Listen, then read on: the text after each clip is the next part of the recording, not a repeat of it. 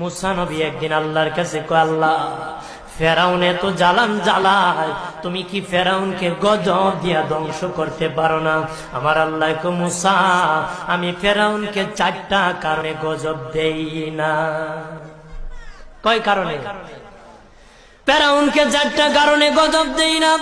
1 নম্বর কারণ হলো, রে মুসা, সারাদিন ফেরাউন বলে আমি খোদা, আর রাত যখন হয়ে যায় জঙ্গলে যায় কল্লাম আমি জানি তুমি খোদা, আমি খোদা না, কিন্তু আমারে মানুষ খোদা কইলে ভালো লাগে, খোদা কইলে ভালো লাগে। প্রভু তাই তুমি বিরক্ত হইয়া আমার উপর গজব দিও না। আল্লাহ বলে, মুসা রে, ওই ফেরাউনে রাত্রির দুয়ার কারণে আমি আল্লাহ তার উপর গজব দেই না। 2 নম্বর কারণ হলো, আরে মুসা তোমার মুখে দাড়ি, ফেরাউনের মুখে দাড়ি, তোমার পরনে জুব্বা,